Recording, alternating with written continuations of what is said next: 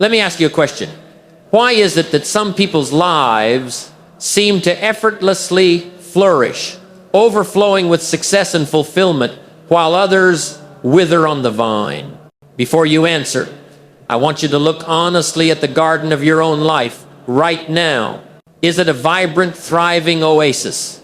Or is it an abandoned plot of land, choked by the weeds of procrastination, starved by the dry soil of self-doubt, and overshadowed by the jealousy you feel for your neighbor's harvest? For years, you've told yourself the problem is the soil, your circumstances. You've blamed the weather, the economy. You've looked at your neighbor's bounty and whispered the most convenient lie of all: they got lucky. But what if I told you that is a lie? The answer isn't luck. The neighbor was not lucky. The neighbor was a gardener. The answer is a skill, the timeless, powerful, and learnable skill of a master gardener. There is a moment in every person's life where a single decision can alter the entire landscape of their future. That decision is sparked by this simple truth: the moment you take full responsibility for your life is the moment you gain the power to change anything. And the most devastating reality is that you've had the tools for this in your hands all along, letting them rust while another precious season passes you by.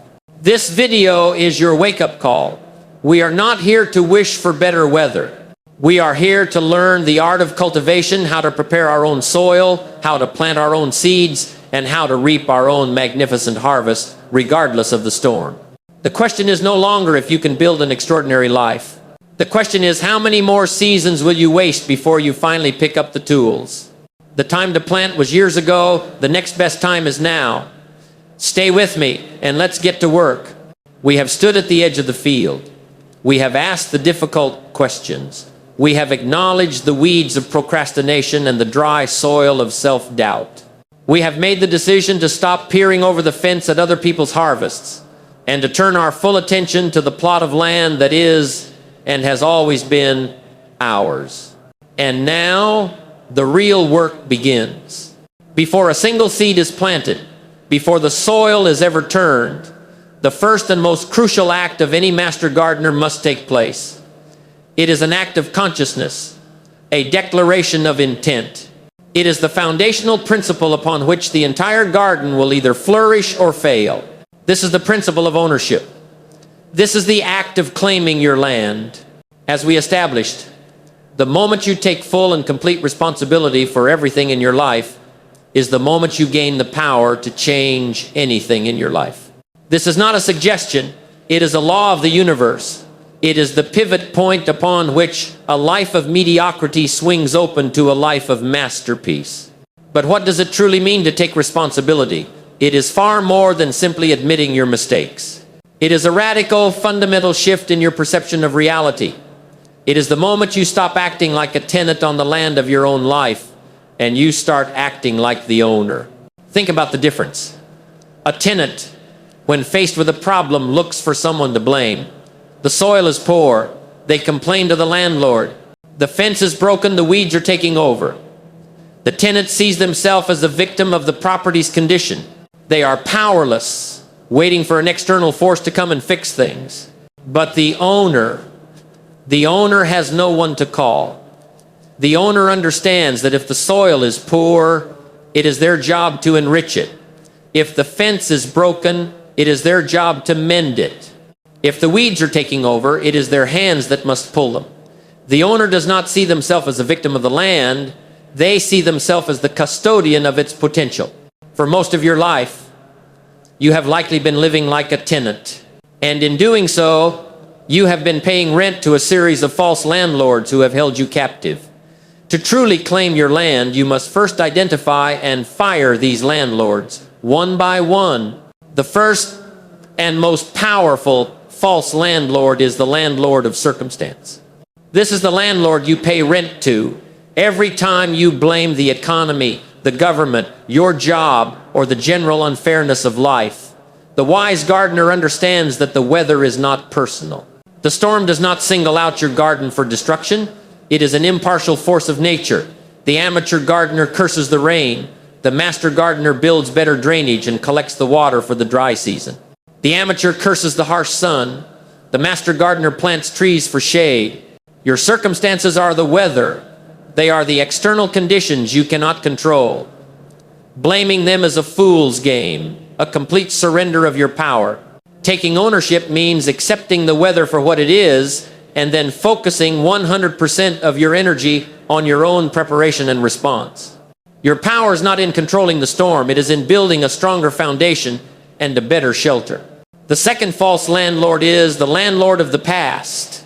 This landlord is a tyrant for so many. It collects its rent in the form of regret, resentment, and recurring failures. Every time you say, I am this way because of what happened to me, or I can't succeed because of my past mistakes, you are allowing the ghost of last year's season to dictate the potential of this year's planting. To fire this landlord, you must first learn to see your past for what it is, data. Your past failures are not a life sentence. They are last season's agricultural report. They are invaluable information. That crop failed? Why? Perhaps the soil was acidic. Perhaps it needed more nitrogen. Perhaps you planted it in the wrong season. The failure is not a judgment on your worth as a gardener. It is a lesson in the science of your own life. You must also learn to pull the weeds of past grievances.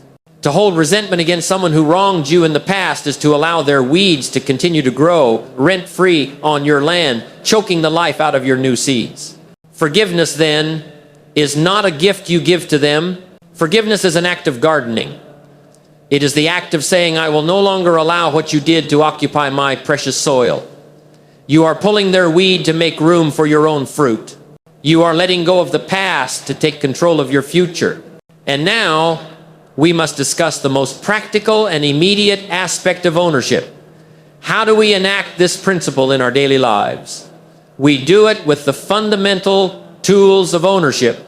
The first tool is the understanding of new choices. This is a powerful idea. The life you have today is the sum total of all the choices you have made up until this moment. Your health is a result of your dietary and exercise choices. Your finances are a result of your spending and saving choices. Your knowledge is a result of your learning choices. If your current choices brought you to where you are, it is a law of nature that new choices can take you somewhere else. This is the ultimate liberation. You are not defined by your past, you are defined by your next choice. The gardener does not look at a patch of weeds and see a permanent failure. They see a series of past choices, the choice to neglect, the choice to ignore. And they know that at any moment they can make a new choice. The choice to kneel down, to put their hands in the dirt, and to begin the work of pulling one weed and then another. Your life changes, not in a grand sweeping gesture, but in the small pivotal moment you make a new choice. The second tool is the discipline of shifting your questions. The quality of your life is determined by the quality of the questions you ask yourself. The tenant, the victim, asks powerless questions. Why is this happening to me? Why is my soil so rocky? Why doesn't it ever rain? These questions are a dead end. They presuppose that you are the effect, not the cause. The owner, the gardener, asks powerful questions. They look at the same rocky soil and ask, what can I do to improve this soil? They look at the same dry spell and ask, how can I find a source of water? They look at a failure and ask, what is this situation here to teach me? This shift from a why me question to a what can I do question is the fundamental linguistic shift from powerlessness to power. It immediately engages the creative problem-solving part of your mind. It presupposes that you are in control. It presupposes that there is an answer, and it is your job to find it. The third tool is owning your education. The owner of the land is responsible for understanding the science of their own garden. This is the commitment to lifelong learning that we will discuss later, but it begins here with the principle of ownership. You are responsible for acquiring the knowledge you need to succeed. If you are in debt, it is your responsibility to read the books on financial discipline. If you are in poor health, it is your responsibility to learn the principles of nutrition and exercise. To say, I don't know how, is a tenant's excuse. The owner says, it is my responsibility to find out how. Now, we must be honest. This path of ownership is not easy. It comes with both burdens and blessings. The burden of ownership is its sheer weight. When you are the owner, there is no one else to blame. When the crop fails, the responsibility is yours. When the weeds take over, the responsibility is yours. The buck stops with you. This weight is why so many people actively choose to remain tenants their entire lives. It is easier to blame the landlord, but the blessing of ownership is infinitely greater than the burden. That blessing, in a single word, is power. It is the power to create, to shape, to build. It is the freedom of knowing that your future is not in the hands of fate, but in your own hands. And it is the deep, profound, and unshakable self-respect that comes only from knowing that you are the cause in your own life, not the effect. The harvest, when it finally comes, is truly yours. It is not a product of luck. It is not a gift from circumstance. It is the direct, tangible result of your own will, your own sweat, and your own choices. And that is the satisfaction that no amount of money can ever buy.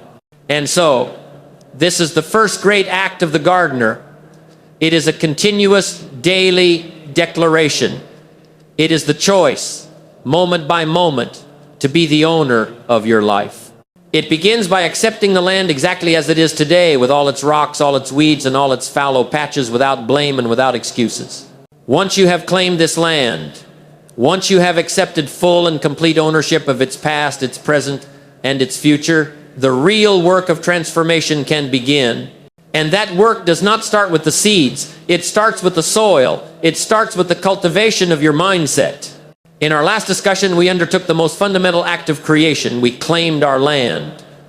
We accepted the profound and liberating truth of ownership. We fired the false landlords of circumstance, of the past, and of others' opinions. The land, with all of its history, its challenges, and its boundless potential, is now finally yours. But an owned field that lies barren is no more valuable than a neglected one. The declaration of ownership is merely the first step. The next and perhaps the most vital work of the master gardener is internal. It is the patient, deliberate, and skillful work done on the soil itself. Because your mindset is the soil. It is the inner acreage from which your entire external world will grow. You can have the best seeds in the world, the best opportunities, the best plans, the best intentions, but if you plant them in soil that is rocky with doubt, acidic with negativity, and compacted with old, limiting beliefs, you will be met with a harvest of disappointment. Before you can ever dream of the harvest, you must first fall in love with the process of cultivating the soil. An extraordinary life cannot be built upon an impoverished mindset. So today, we will learn the 3 essential tasks of preparing this sacred ground. We will learn how to clear it, how to till it, and how to enrich it. The first task is clearing the ground, the great weeding. Before you can add anything good, you must first remove what is toxic. A wise gardener knows that weeds are aggressive, pervasive, and if left untended, they will choke the life out of everything you are trying to grow. Your mind is the same. It is likely overgrown with mental weeds that you have allowed to flourish for years. The most toxic and common of these weeds is comparison. Comparison is the thief of joy and the poison of all authentic progress. We live in a world that is designed to make us look over the fence. Social media is the curated highlight reel of your neighbor's biggest flowers and ripest fruits. It never shows the pests, the droughts, or the back-breaking labor that went into their garden. When you compare your journey to someone else's, you engage in an act of profound self-violence. The apple sapling does not look at the ancient, towering oak tree in despair. It does not curse its own smallness. It understands that its purpose is to become the best apple tree it can be. It focuses on its own sunlight, its own water, its own soil. Your only valid comparison is the person you were yesterday. Is your garden healthier today than it was last season? That is the only question that matters. You must become a ruthless weeder of comparison. Every time you catch yourself scrolling and feeling that familiar pang of envy, you must recognize it for the weed that it is and consciously uproot it by turning your focus back to the soil you are standing on. The second weed is negativity. These are the automatic negative thoughts that populate our minds. They are like invasive thistle.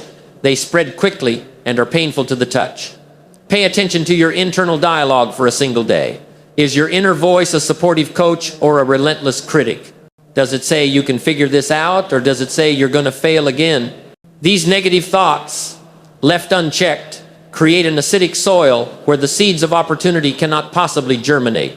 The practical act of weeding is the practice of awareness. You cannot pull a weed you do not see. You must become the silent observer of your own thoughts.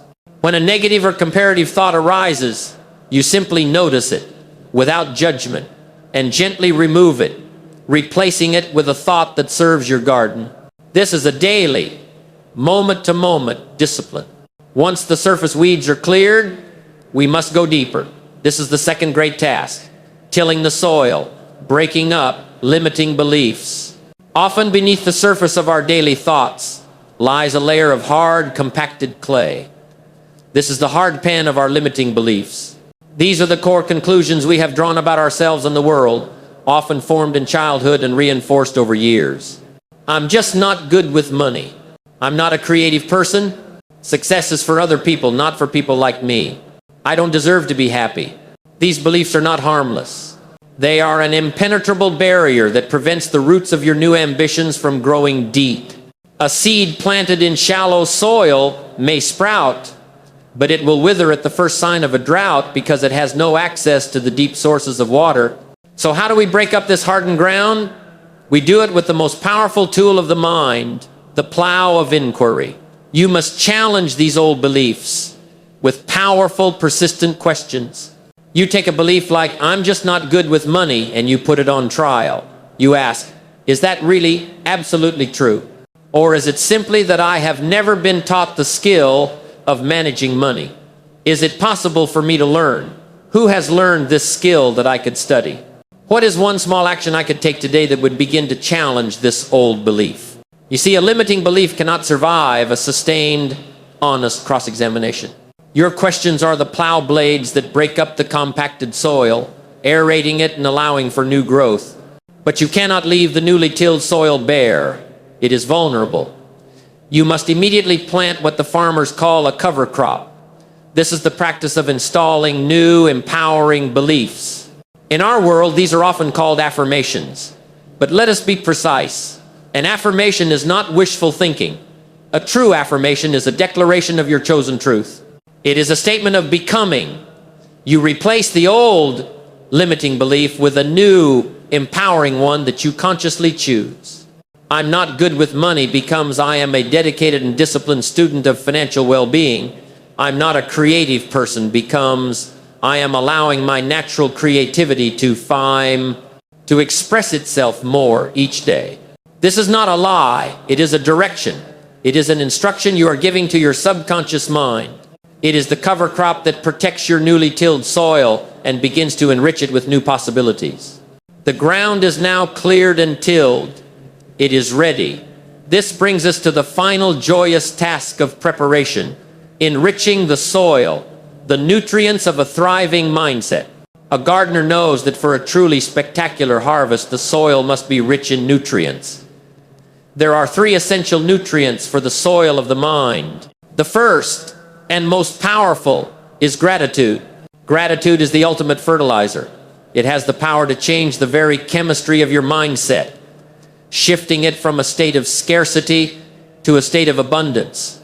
Scarcity looks at the garden and sees only the weeds that need pulling and the rocks that need clearing. Abundance looks at the same garden, acknowledges the weeds and the rocks, but first it expresses thanks for the sunlight, for the single flower that is already blooming, for the potential that lies within the soil. Gratitude is not a denial of your problems.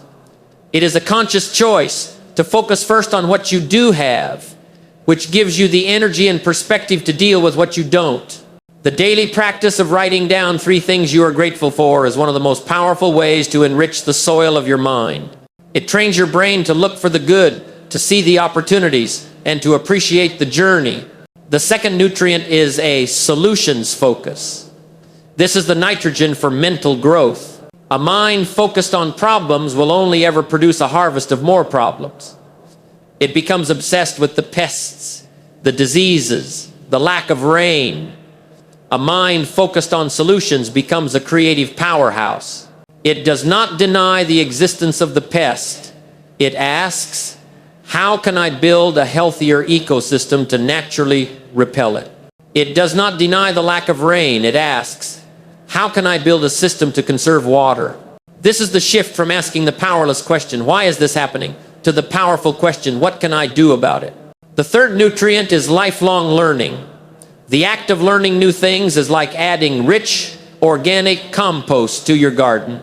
Every book you read, every new skill you acquire, every insightful conversation you have adds new richness and fertility to your mindset. It introduces new ideas and perspectives that allow you to grow things you never thought possible. A static mind, like static soil, eventually becomes depleted. A mind committed to continuous learning is a mind that can produce a magnificent harvest season after season. And so, this is the great work of preparing the soil. It is not a one-time event. The master gardener is tending to their soil every single day. They are constantly weeding, constantly tilling, and constantly enriching.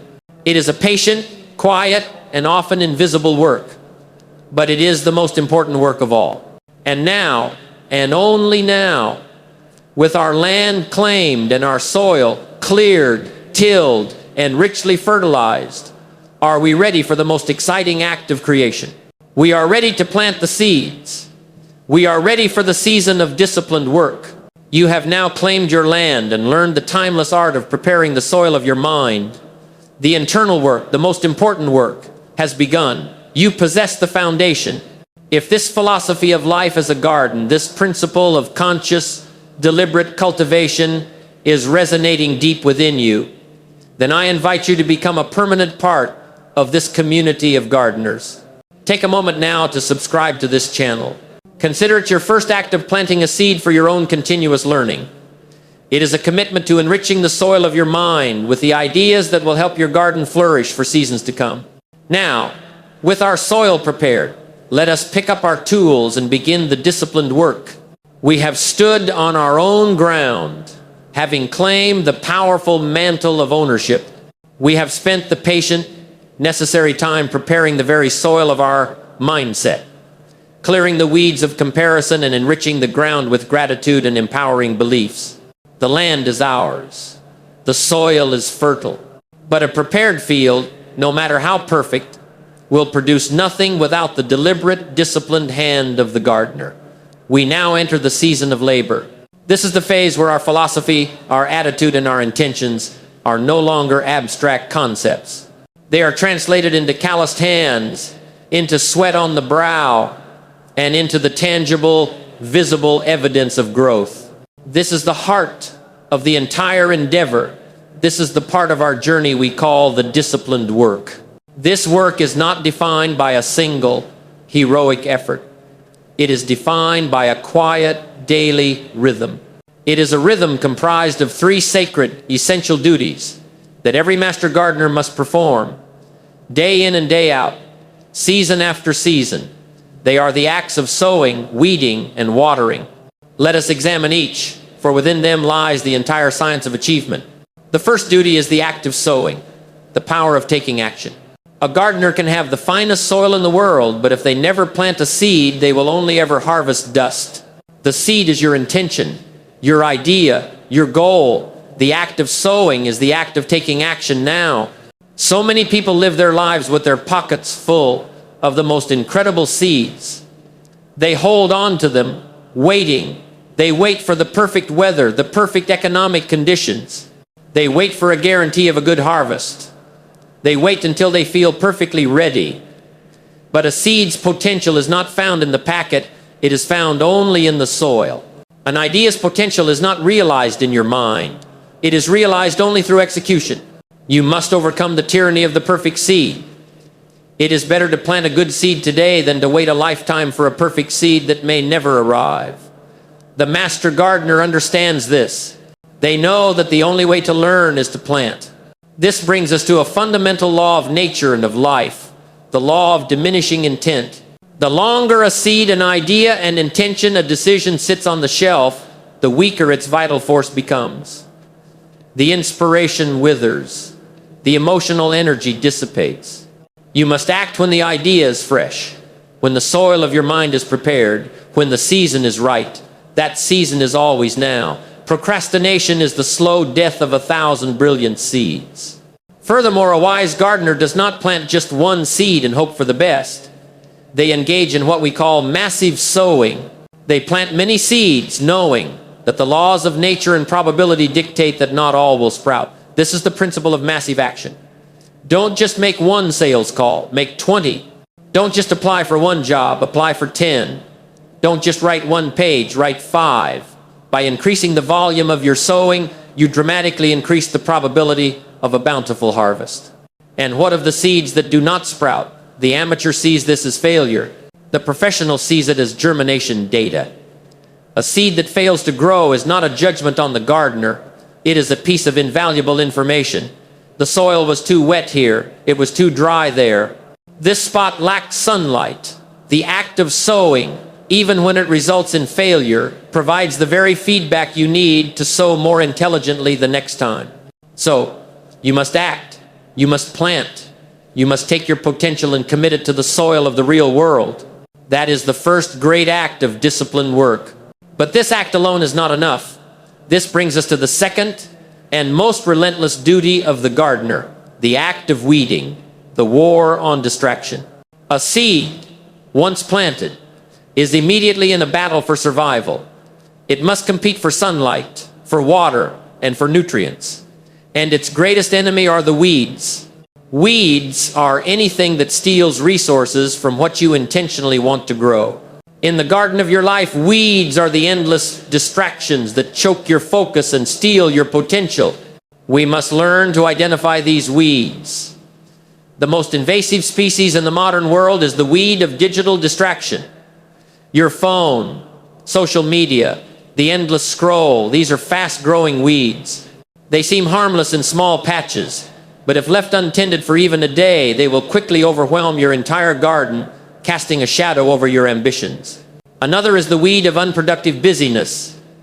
This is a cunning weed, for it disguises itself as work. It is the act of checking emails a dozen times, organizing your desk, doing the easy, trivial tasks, all while avoiding the one difficult task that would actually move your life forward. And then there is the weed of negative conversations, gossip, complaining, cynicism. These weeds do not just steal your time, they release toxins into the very soil of your mindset, making it harder for anything good to grow. The master gardener understands that weeding is not a one-time event.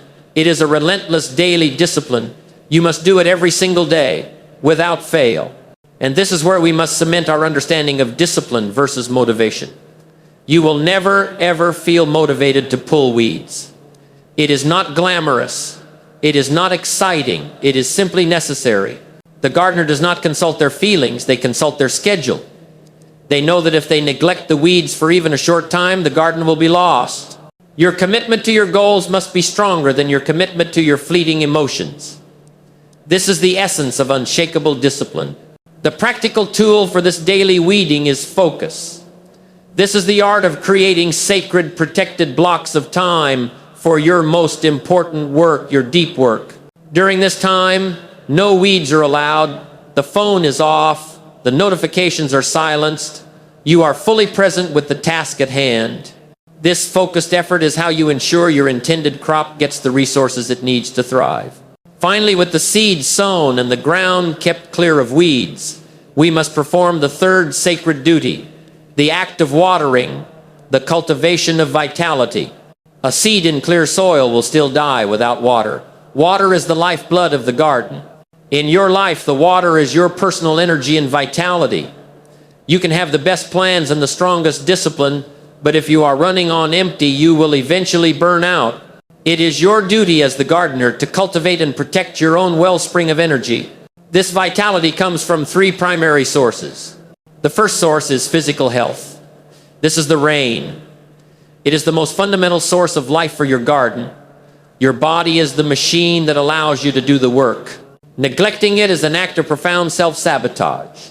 This means you must treat your nutrition, your exercise, and your sleep not as luxuries, but as non-negotiable components of your professional life. To eat poorly is to water your garden with salt. To neglect exercise is to let the soil become compacted and lifeless. And to sacrifice sleep is to pray for a drought. You cannot perform at your best if you are not feeling your best. Your health is the foundation of your energy. The second source is mental and emotional health. This is the well. During times of drought, when external praise or results are scarce, you must be able to draw water from a deep internal well of resilience. This well is filled through practices that manage stress and promote recovery, meditation, journaling, spending time in nature, quiet contemplation. These are not idle activities. These are the acts of digging your well deeper. Chronic stress is a toxin in your water supply. A master gardener knows that the health of the garden depends on the purity of the water. The third source is inspiration and purpose. This is the river. It is the ever-flowing source of energy that connects you to your why. There will be days when your personal well feels dry. On those days, you must go to the river. You must reconnect with your deepest reasons for undertaking this difficult work. Reread your goals. Look at your vision board. Remind yourself of the future harvest you are working to create. Your purpose is the inexhaustible river that will carry you through even the longest seasons of drought. And so, this is the rhythm of the disciplined life. It is a continuous daily cycle. The courage of sowing your seeds of action. The relentless discipline of weeding your garden of distractions. And the wise cultivation of watering your life with physical, mental, and spiritual vitality. This is not about finding a secret hack or a shortcut. It is about embracing the dignified, profound, and deeply rewarding labor of cultivation.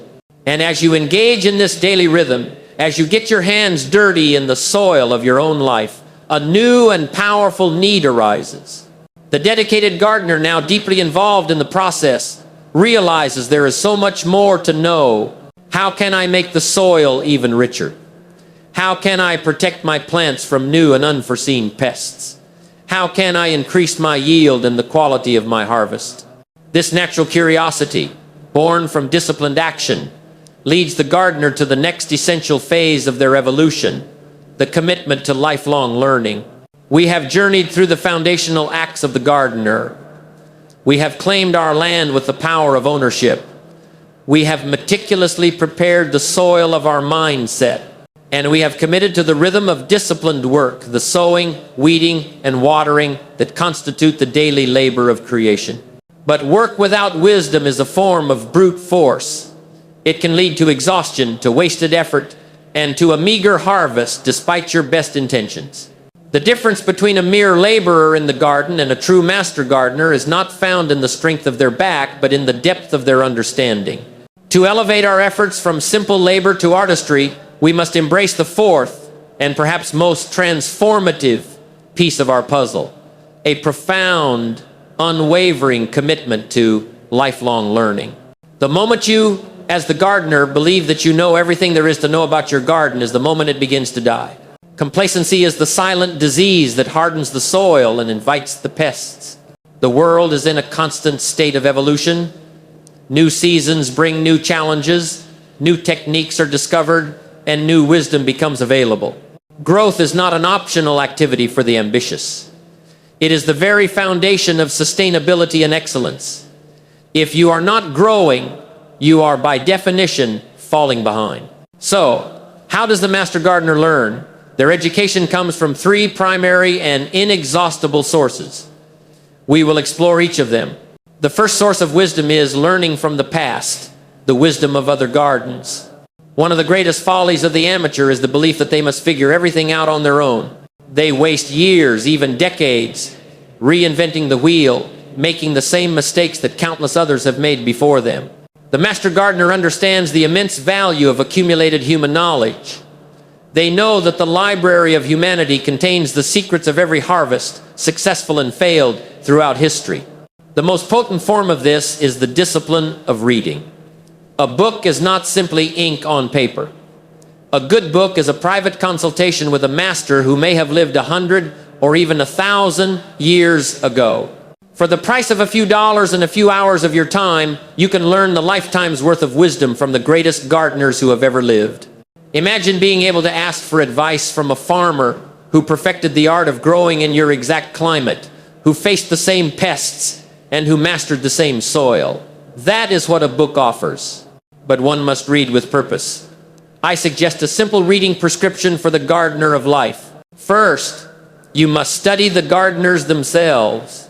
Read the biographies of great men and women. In doing so, you are not just learning what they did, you are learning how they thought. You are studying the mindset, the character, the discipline that produced their magnificent garden.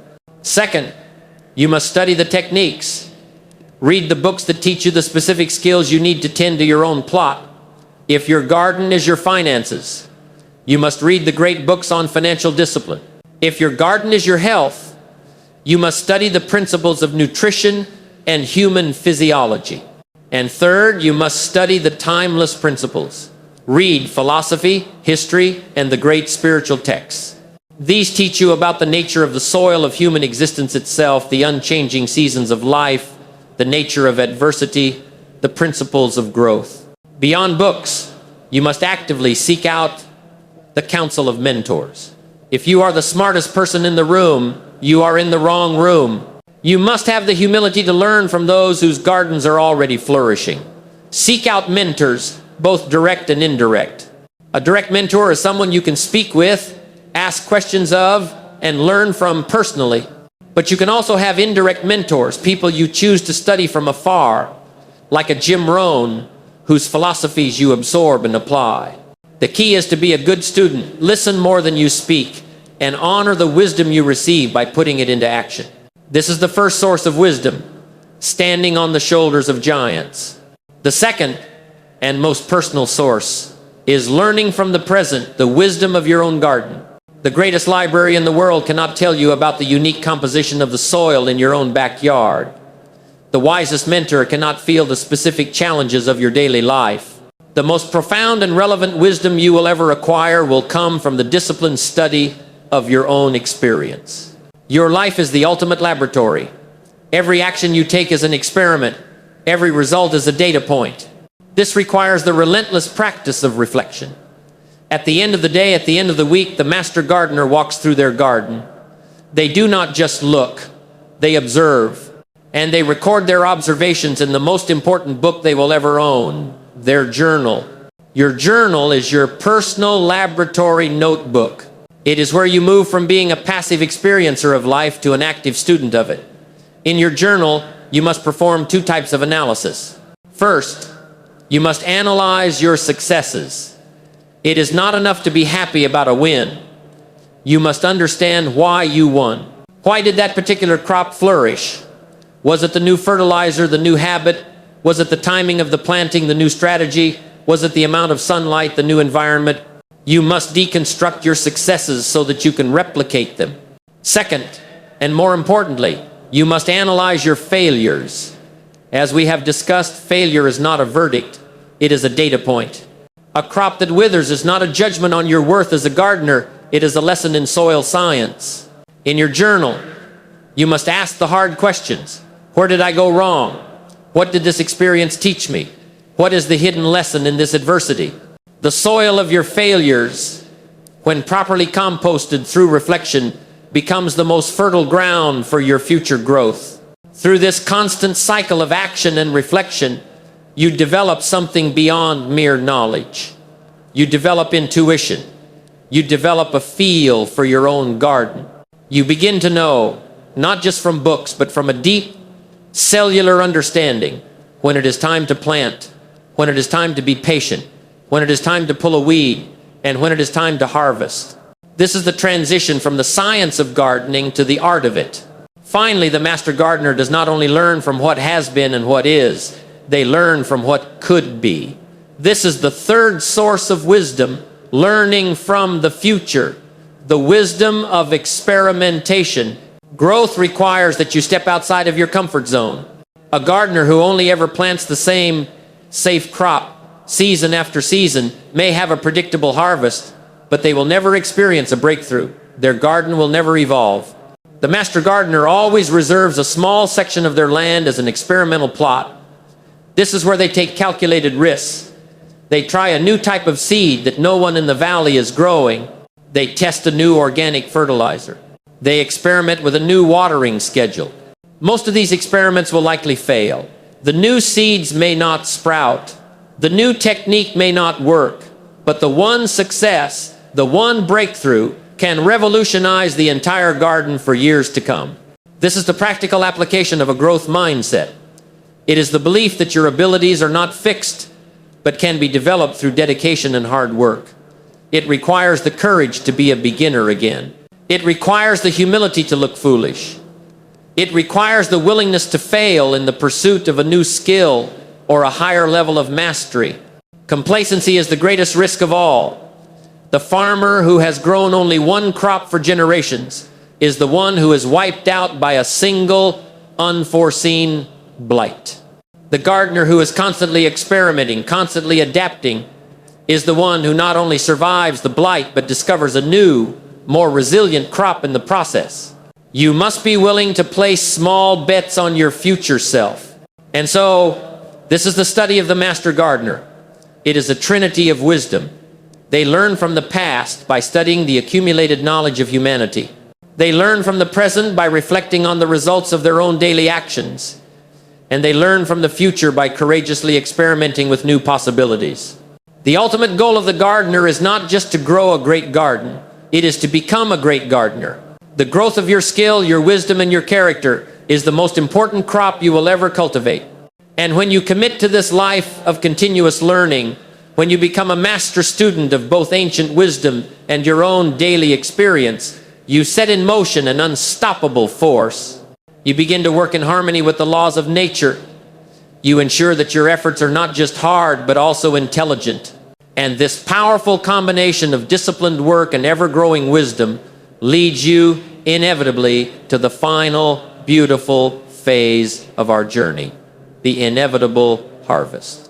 We have journeyed together through the seasons of the soul. We began with the foundational act of claiming our land, accepting the profound power of personal ownership. We then undertook the patient internal work of preparing the soil, cultivating a mindset of resilience and abundance. We committed to the daily rhythm of disciplined work, the sacred duties of sowing, weeding, and watering, and we have embraced the mindset of the master, the commitment to lifelong learning, ensuring our efforts are not just hard, but also intelligent. And now, after the long seasons of labor and learning, after the battles with the weeds and the patient waiting through the droughts, we arrive at the final, beautiful, and most misunderstood season of all. We arrive at the autumn. We arrive at the moment of truth. We arrive at the inevitable harvest. I use the word inevitable with great care and deliberation, because the central theme of our entire discussion today, the great truth that underpins all success and all failure, is that the harvest is not a matter of luck, of hope, or of chance. The harvest is a law. It is a consequence. As certain and as predictable as the sun rising in the east, your life today is the harvest of the seeds you planted or failed to plant 3, 5, 10 years ago. And the life you will have in the future will be the direct and inevitable harvest of the seeds you choose to plant starting today. To truly design your future, you must become a master student of this unbreakable law. The law of the harvest is governed by several timeless principles. The first principle is that the law is unforgiving. You reap only what you sow. This is a truth of stark and simple clarity. You cannot plant the seeds of neglect and expect to reap a harvest of achievement. You cannot sow the seeds of gossip and bitterness and expect to reap a harvest of deep, trusting relationships. You cannot sow the seeds of financial indulgence and expect to reap a harvest of freedom.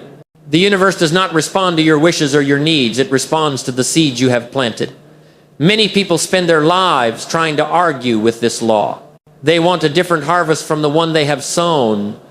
It is an act of profound futility, like screaming at a field of thistle, demanding that it transform into figs. The law does not bend. Your activity must. This principle connects directly back to our first discussion on ownership. It is the ultimate expression of responsibility. The second principle is that the law is generous. While the law is unforgiving, it is also incredibly generous, for you always reap more than you sow. This is the miracle of life, the great multiplier effect of the universe. You plant one single corn kernel, and if you tend to it, you do not get one kernel back. You get a whole stalk with ears of corn containing hundreds, even thousands of new kernels. This must be a source of incredible inspiration for you. It means that your small, seemingly insignificant daily disciplines, reading those 10 pages, saving that 10%, making that one extra call, are not just being recorded. They are being compounded. The universe takes your consistent, humble efforts and multiplies their effect. This is why the daily, disciplined work we discussed is so critical. You are not just laying bricks. You are building a cathedral, and the law of the harvest ensures that your efforts will be magnified far beyond your initial investment. The third principle is that the law requires patience. There is a season for sowing, and there is a season for reaping. You cannot plant a seed on Monday and arrive on Tuesday with a wagon expecting a harvest. This is one of the greatest challenges of our modern world, which preaches the gospel of instant gratification. The mightiest oak tree was once a small acorn that held its ground. The greatest rewards in life require the longest gestation periods. You must have the faith and the fortitude to do the work day in and day out and trust the process. You must do the right things for a long enough period of time without seeing immediate results. The farmer who pulls up his seedlings every morning to see if the roots are growing will end up with a barren field. You must plant, you must tend, and you must have the patience to let the law of growth do its work. And the fourth and most hopeful principle is that you can always choose to begin a new season of sowing. This is the law's great gift of redemption. If you do not like your current harvest, your current health, your current finances, your current life, you cannot go back and change what you sowed last year. That season is over. But you can, at any moment, decide to change the seeds you plant today. This is how you truly let go of the past. You do not let go by forgetting it. You let go by making it irrelevant through the power of your present actions. You are not defined by last year's meager harvest. That was simply the result of last year's planting. You have a new field before you right now. You have new seeds in your hand. You can begin again. The past does not have to equal the future. Your power lies in the seeds you are holding in this very moment. So, with this deep understanding of the law, we move to the final act of the gardener, the architect of the harvest, designing your future. Before a master gardener plants, they study a seed catalog, they dream, they visualize, they design the garden they intend to create. Your goals are your seed catalog. And to take control of your future, your vision for it must be clear, compelling, and committed to paper. Let us revisit the 4 great gardens of your life and ask you to design the harvest you desire. First, the harvest of well-being. What does a future of vibrant health look like for you 10 years from now? See it, feel it, the energy, the strength, the clarity. What seeds of daily exercise, of nourishing food, of restorative sleep must you begin to plant today to create that inevitable harvest? Second, the harvest of abundance. What does financial freedom truly look like for you? Be specific. Define it. Is it a certain net worth, a certain passive income, the ability to work on what you love, not what you must? What seeds of saving, of investing, of developing valuable skills must you plant today to guarantee that harvest? Third, the harvest of connection. What is the quality of the relationships you wish to reap in your future? A harvest of deep trust, of love, of mutual respect? What seeds of presence, of attention, of vulnerability, of kindness must you sow into the soil of your relationships starting today? And fourth, the harvest of wisdom. Who do you want to become? What is the character, the skill set, the wisdom you wish to possess? What seeds of reading, of reflection, of stepping into discomfort, of learning from your mistakes must you plant today to harvest that future self? You must write this down. A vision that exists only in your mind is a dream. A vision written down becomes a plan. It becomes the blueprint for your daily sowing. It is the first tangible act of creating your future. And this brings us to the final, most profound question. What is the ultimate purpose of all this work? What is the purpose of a magnificent harvest? This is the gardener's legacy. A truly bountiful harvest is not meant to be hoarded. Its purpose is not for the gardener to gorge themselves in solitude. A true harvest is meant to be shared. It is meant to nourish the family. It is meant to enrich the community. You must tend to two gardens simultaneously. The first is your personal garden of well-being and achievement. You must make this garden as strong and as fruitful as you possibly can. But the second is the garden of your contribution to others. True, deep, and lasting fulfillment is found when the overflow from your first garden is used to water the second. This is the journey from success to significance. Success is about what you get. Significance is about what you give. The ultimate aim of the master gardener is not just to have a beautiful and productive garden for themselves, but to leave the world a more fertile, more beautiful, and more nourishing place than they found it. So I ask you to think beyond your own life. What will be your legacy? What seeds will you plant that will grow into great trees whose shade you may never personally sit in?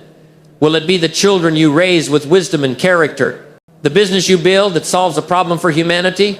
The knowledge you share that inspires another to start their own garden? This is the great work. This is the noble purpose of becoming the master gardener of your own life. And so, we come to the end. We have come full circle.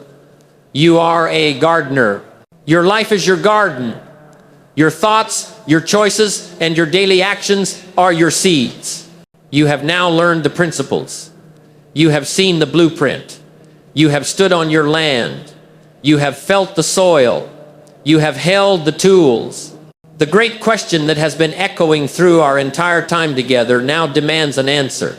The question is not if you can grow a magnificent harvest. We have established that you can. The question is not if you have the potential. You do. The only question that remains is, will you? The time to plant was years ago. The next best time is right now. Pick up your tools. Choose your seeds. The soil of this very moment is waiting. The journey of the gardener is a lifelong commitment to growth. If you have found value in the philosophy we have shared today, I ask you to do two final things to make your commitment real. First, go to the comments below and declare the one single seed you will plant in your garden starting today. Will it be a seed of health, of knowledge, of a new discipline? Let this community be the sunlight that encourages your growth. And second, if you have not already, please subscribe to the channel and turn on notifications. We are dedicated to sharing the timeless principles of personal cultivation. Thank you for your time. The soil is waiting. Go and grow your masterpiece.